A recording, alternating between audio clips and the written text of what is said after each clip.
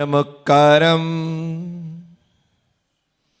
अरिहंताणं तहेव सिद्धाणं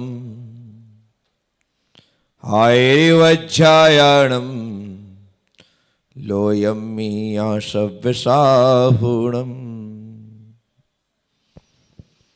24 तीर्थंकर भगवान की, तपोभूमि के मूल नायक विश्वप्रभु भगवान महावीर स्वामी की, गुरु गौतम स्वामी की, द्वादशांग में जिनवाणी माता की जय। चार्य चक्रवर्ती 20वीं सदी के प्रथमाचार्य श्री शांत सागर जी महाराज की जय। आचार्य गुरुवर श्री पुष्प दंत सागर जी महाराज की जय। बोलिए आचार्य गुरु एक चार पेग्गा सागर जी महाराज जी की। दर्शन स्तुति करते हुए भगवान के समक्ष हाथ जोड़कर के खड़ा हुआ भक्त कहता है, तो पद मम उर में आए, लख कुमति विमोह पलाए, निज ज्ञान कला उर जागी, रुचि पूर्ण सहित में लागी। हे भगवान, आपके चरण कमल जब से मेरे हृदय में आए, तब से मेरे अंतरंग की मिथ्या मान्यताएं, मिथ्या ज्ञान ये सब दूर हो गए। मेरे अंतरंग में सम्यक ज्ञान का उदय हुआ है और मेरी रुचि पूर्ण रूप से आत्म कल्याण में लग गई।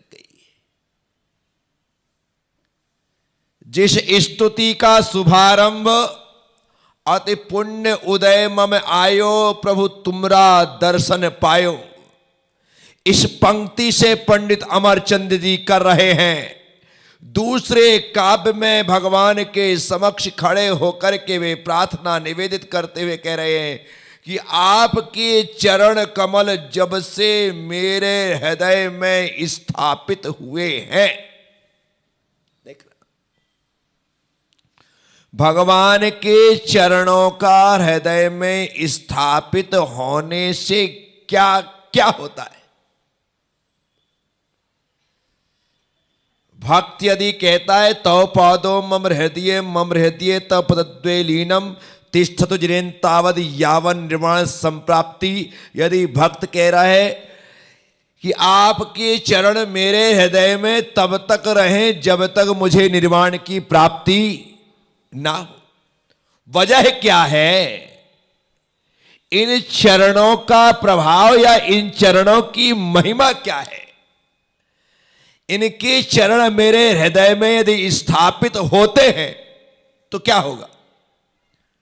लखी कुमति विमोह पलाए, आपको देखने मात्र से लखी कुमति मिथ्या ज्ञान चला गया, विमोह मिथ्या दर्शन भी चला गया। भगवान के चरणों का प्रभाव देखो। भगवान के चरण चरण नहीं, वे तो सूर्य उदय हैं। जिस प्रकार से सूर्य का उदय होता है तो उदय होने के साथ ही अंधकार तिरोहित हो जाता है, उसी तरह से जब भक्त के हृदय में भगवान के चरण स्थापित हो जाते हैं तो जन्मों जन्मों का मिथ्यात्व, जन्मों जन्मों का अज्ञान तत्क्षण में पलाए समाप्त हो जाता है। इसीलिए यहां पर आकर के इस द्वार में खड़े होकर के बस आंख मूंद करके यही प्रार्थना, यही भावना भाना कि भगवान आपके चरण मेरे हृदय में स्थापित हो। स्थापित करना पड़ेगा। उन चरणों को अपने हृदय में बसाना पड़ेगा, तब जाकर के मिथ्या ज्ञान और मिथ्या दर्शन का क्षय होगा। दर्शन का फल यही तो है कि सम्यक दर्शन की प्राप्ति होती। यदि हम कह रहे हैं दर्शनम देव देवस्य दर्शनम पापनाशनम दर्शनम स्वर्ग सोपानम दर्शनम मोक्ष साधनम, तो खाली भगवान जिनेंद्र के दर्शन से इतना सब कुछ नहीं हो सकता। फिर क्या होगा? भगवान जिनेंद्र के दर्शन से सम्यक दर्शन होगा, सम्यक दर्शन से आत्मदर्शन होगा, आत्मदर्शन से केवल दर्शन होगा, और वह केवल दर्शन केवल ज्ञान के साथ। इसीलिए भगवान जिनेंद्र के दर्शन के लिए हमें संसार के समस्त कार्यों को छोड़कर सुबह प्रतिदिन उठ जाना चाहिए। अभी लोग जिन दर्शन की महिमा नहीं समझते हैं, अभी लोग जिन दर्शन की कीमत नहीं समझते हैं, उन्हें लगता है कि क्या रखा है दर्शन करने में, भगवान कौन सा भला कर देंगे, भगवान हमें क्या प्रदान कर देंगे। ऐसे लोगों की भ्रांत धारणाएं हैं। दर्शन करने से सम्यक दर्शन की प्राप्ति होती है, और सम्यक दर्शन की प्राप्ति होने का मतलब है संसार का क्षय हो जाना, संसार का अंत निकट आ जाना। इसीलिए तो पद मम उर में आए, लखि कुमति विमोह पलाए, निज ज्ञान कला उर जागी। मेरे अंतरंग में, मेरे हृदय में सम्यक ज्ञान प्रकट हो गया, निज ज्ञान कला उर जागी, सम्यक ज्ञान का उदय हो गया, रुचि पूर्ण स्वाहित में लागी। अब मेरा जो मन है वह पूरी तरह से स्वाहित में आत्म कल्याण में लग गया। इच्छा होती है अपनी आत्मा के कल्याण करने की,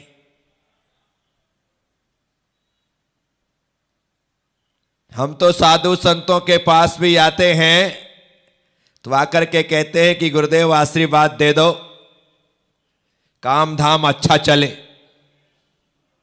क्या गुरुदेव आशीर्वाद दे दो,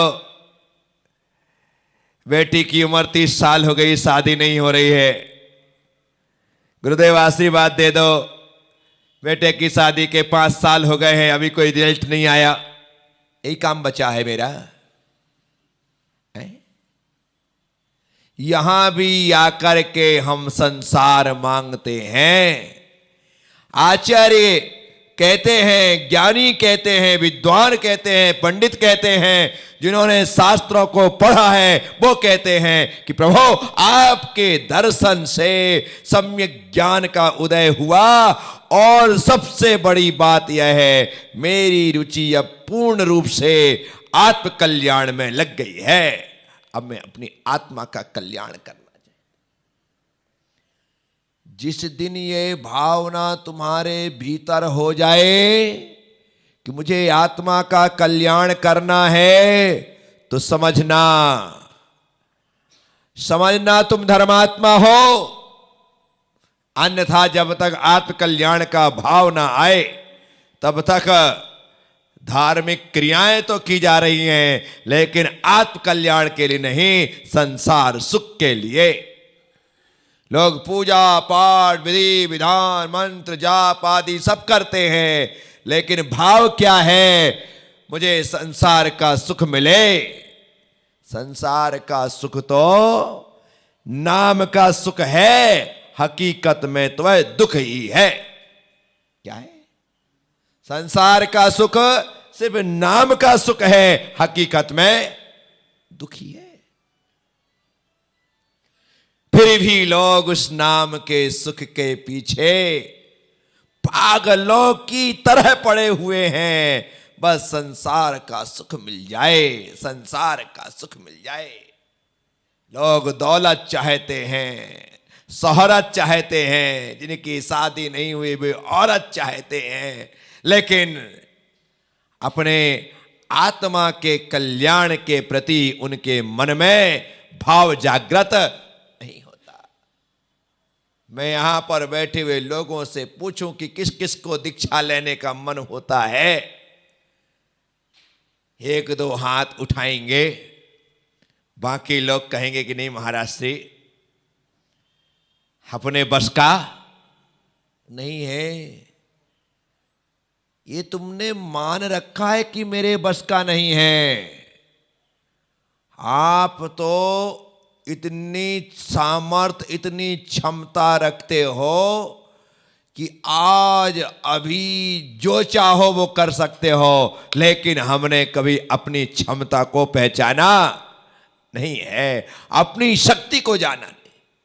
यहां पर कह रहे रुचि पूर्ण स्वाहित में लागी। फिर क्या कहते आगे, रुचि लगी हित में आत्म के सत्संग में अब मन लगा।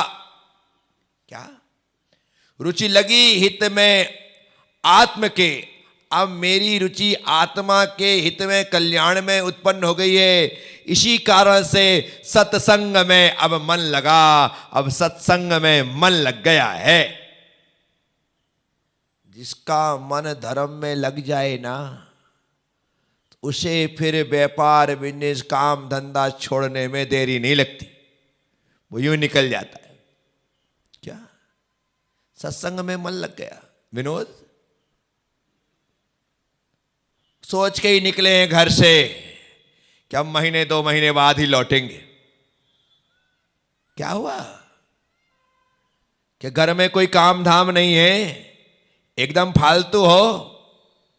अरे काम तो सबके पास है, लेकिन जिसके मन में राम आ जाते हैं उनके काम पीछे रह जाते हैं और राम आगे हो जाते हैं, अर्थात धर्म प्रमुख हो जाता है।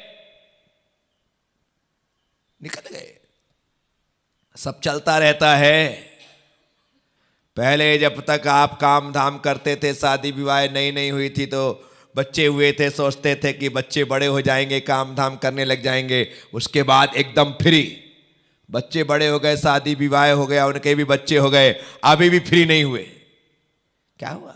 उस समय तो बड़ी बड़ी बातें करते थे कि बस बेटे की शादी कर दूं, शादी के पश्चात मैं तो एकदम फ्री, फिर करना ही क्या है, बच्चा दुकान संभाल ले, फिर मुझे करना ही क्या है। बच्चे ने दुकान संभाल ली, दूसरी दुकान भी डाल दी, काम भी बढ़ा लिया, शादी भी हो गई, 2-2 बच्चे भी खेलने लगे, फिर भी कहते कि अभी नहीं। विचार करना बहुत मुश्किल काम है। रुचि लगी हित के आत्म के सत्संग में अब मन लगा, मन सत्संग में लग गया। सुबह दोपहर शाम जब भी समय मिलता है साधुओं के सत्संग में पहुंच करके धर्म लाभ लेने लगे। मन में हुई अब भावना, अब मन में ऐसी भावना हो गई, कैसी? तब भक्ति में जाऊं रंगा। अब प्रभो आपकी भक्ति के रंग में ही 24 घंटे रंगा रहूं, बस ऐसी मेरी मन में भावना हो गई है। एक दिन क्या, एक पल भी भगवान की भक्ति के बिना व्यतीत नहीं होना चाहिए। 25 साल आपने पढ़ाई लिखाई करके नौकरी आदि व्यापार आदि की तलाश कर ली और काम में लग गए। 25 साल फिर आपने ग्रस्त जीवन में बिता दिया, शादी विवाह हुए, बच्चे हुए, सब हो गए। अब 50 साल की उम्र हो गई तो आचार्य कहते वानप्रस्थ, अब घर गृहस्थी से संन्यास ले लो, रहो घर में लेकिन उदास हो जाओ, अब तुम्हारा काम नहीं रह गया है, अब मुंह मोड़ लो। वानप्रस्थ, उसके बाद अब तैयारी हो चुकी है, मन में वैराग्य बढ़ चुका है, तो कहते सन्यास आश्रम, अब सन्यास ले लेना चाहिए। मैंने तो पढ़ाई भी पूरी नहीं की,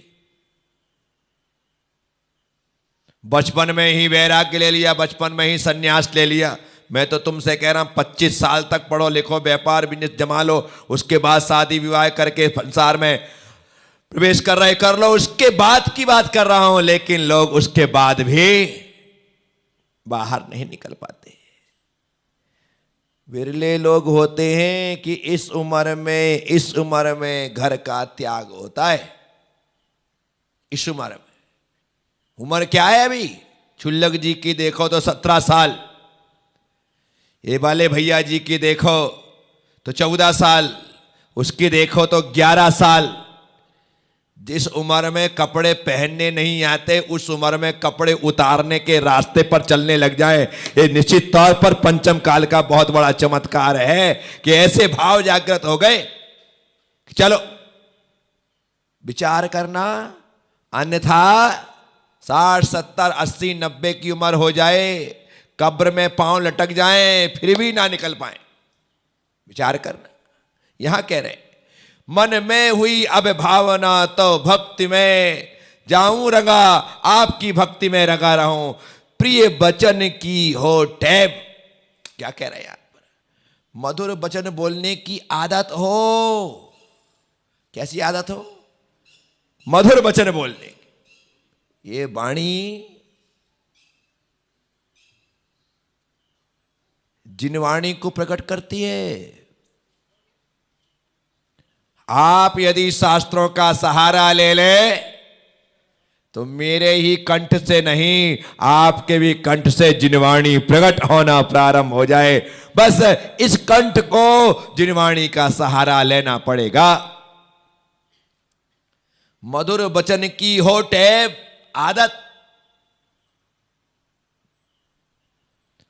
जब भी बोलो मीठा बोलो, या तो मुंह खोलना नहीं और खोलना तो सिर्फ मीठा ही बोलना, कड़वा नहीं बोलना। जो जवान है ना, ये मीठा मीठा खाती और कड़वा कड़वा बोलती है, क्योंकि इसकी आदतों में शुमार है। खाने के लिए मीठा चाहिए, बोलने के लिए कड़वा। खाने को भले कड़वा मिले, रोज करेले की सब्जी खाओ, लेकिन जब बोलो तो ऐसा लगे कि भाई साहब ने करेले की सब्जी नहीं खाई है, भाई साहब ने तो अभी रसगुल्ला गुलाब जामुन खाया है, इसलिए इतना मीठा बोल रहे। वो गीत सुनते रहो, मीठो मीठो बोल थारो काई बिगड़े थारो। मीठा मीठा बोलिए, मीठा मीठा खाओ तारो खाई बिगड़े, ऐसा नहीं बोला। गीत लिखने वाले ने क्या बोला? मीठा मीठा बोल, मीठा मीठा खाओ नहीं बोला। इसलिए खाने में कैसा भी मिले, लेकिन बोलने में हमें हमेशा मीठा बोलना चाहिए। प्रिय वचन की हो टैब, गुणी गण गान में ही चित्र पगे। गुणी जनों के गुणगान में ही ये मन लगा रहे। क्या करना? गुणियों का गुणगान करोगे तो गुणगान करते करते आपके भीतर भी गुण प्रकट हो जाएंगे। इसलिए कहा जा रहा है, गुणियों का गुणगान में मेरा चित्त लगा रहे। अंतिम पंक्ति में कहते हैं, शुभ शास्त्र का नित हो मनन। सम्यक शास्त्रों का मैं रोज चिंतन मनन करूं, पठन पाठन करूं। टीवी में न्यूज तो रोज देखते हो, अखबार में दुनिया की खबर तो रोज लेते हो, अपनी खबर कब लोगे? दुनिया की खबर लेने के लिए अखबार है, टीवियां है, सब है, लेकिन अपनी खबर लेने के लिए ये सिर्फ शास्त्र है। जो इनका अध्ययन करता है वो अपनी खबर लेता है, अपना परिचय लेता है। इसलिए भक्त भगवान से कह रहा है, शुभ शास्त्र का नित हो मनन, मन दोष बादन ते भगे। जो मन है वो दूसरों के दोषों के कहने से दूर भागे। कभी मैं दूसरों के ना दोष देखूं और ना दोष कहूं। सबसे बुरी आदत है, आज आप दूसरे के दोषों को कह रहे हो, तैयार रहिए, कल आपके दोष कहने वाले लोग भी होंगे। तब क्या बीतेगी आप पर, विचार करना। इसीलिए हमें दूसरों के दोष नहीं देखना है, दोष खुद के देखना है। और दूसरों के दोष नहीं कहना है, खुद के दोष कहना है। पापिष्टैन दुरात्मना जड़ दिया, माया बिना लोभिना राग देश मली मसैन मनसा दुष्कर्म निर्मितम त्रैलोक्याधिपते जिनित भवता श्री पाद मूले धुना निंदा पूर्व महम जहां में सत्यम बरवर्तिसो सतपथे। हे भगवान, मैं पापी हूं, दुष्ट हूं, दुराचारी हूं, क्रोधी हूं, मानी हूं, मायावी हूं, लोभी हूं, सर्व दुर्गुणों से संपन्न हूं, ऐसा कहिए। दूसरों को तो बहुत कह लिया, तू पागल है, तो मूर्ख है, तो बुद्धू है, तेरे में अक्ल नहीं है, तू गधा है, तू कुत्ता है, ना जाने क्या क्या नहीं कहा तुमने। नहीं कहा क्या है? जब गुस्से में आए तो तुमने ऐसा ऐसा अपने मुख से बखान किया कि जिससे उम्मीद नहीं की जा रही थी। अपने बेटा कहीं बोल देते गधे का बच्चा, और बच्चा कह दे कि पापा क्या कह गए आप, मुझे गधे का बच्चा कह रहा है, इसका मतलब